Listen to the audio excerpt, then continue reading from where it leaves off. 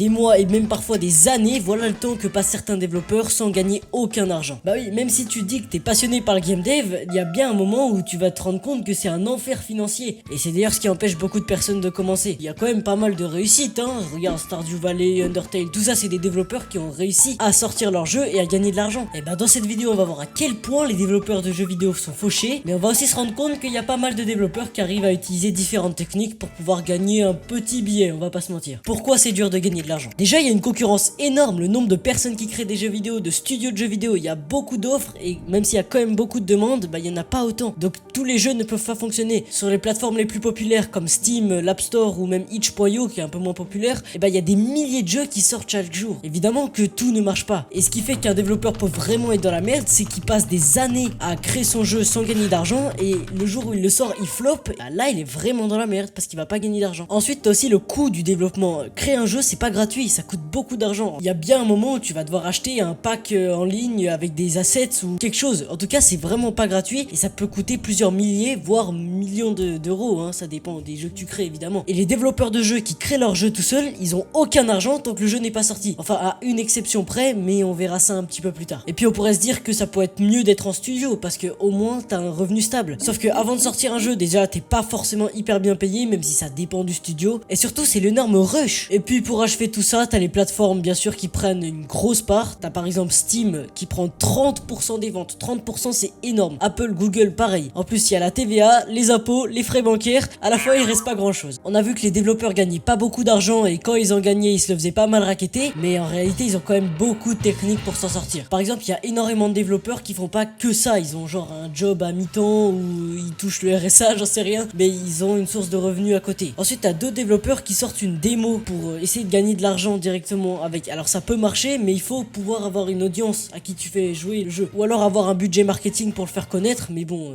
normalement c'est pas trop dans tes corps. Après t'as tout ce qui est microtransactions et DLC. Ça permet de gagner pas mal d'argent par rapport au travail que tu mets dedans. Mais ce que la majorité des développeurs utilisent, c'est le financement participatif. Par exemple le Kickstarter ou Patreon. Imagine que t'as un YouTuber qui crée des jeux vidéo et qui en parle, et bah il va demander à son audience de le soutenir. Il va créer ce qu'on appelle un Kickstarter. C'est-à-dire qu'il va mettre un objectif de par exemple 20 000 euros et ses abonnés, ses fans vont donner un petit peu jusqu'à que ça atteigne 20 000 euros. Et ça va lui permettre de vivre confortablement et de financer la production de son jeu. En échange, ceux qui donnent, ils ont le droit à quelques avantages, par exemple des screens en avance, bref, tout ce genre de choses. Et il y a une autre technique qui crée pas mal de controverses, mais qui marche plutôt bien pour certains développeurs. Faut juste faire des concessions. Le principe de cette technique, c'est de faire appel à un éditeur qui va financer ton jeu. En gros, cet éditeur, il te propose de te verser un salaire tous les mois et en échange, il va toucher un pourcentage des revenus. Bon, parfois c'est de l'arnaque, hein, faut regarder en fonction des pourcentages que tu touches. Il y en a qui aiment pas trop parce que généralement les pourcentages sont plutôt élevés, mais force est de constater que ça rapporte quand même un certain confort. C'est un des moyens les plus viables d'avoir un revenu stable tout en travaillant sur le jeu à côté à plein temps même. Après, t'as pas mal de développeurs qui utilisent ce qu'on appelle des devlogs pour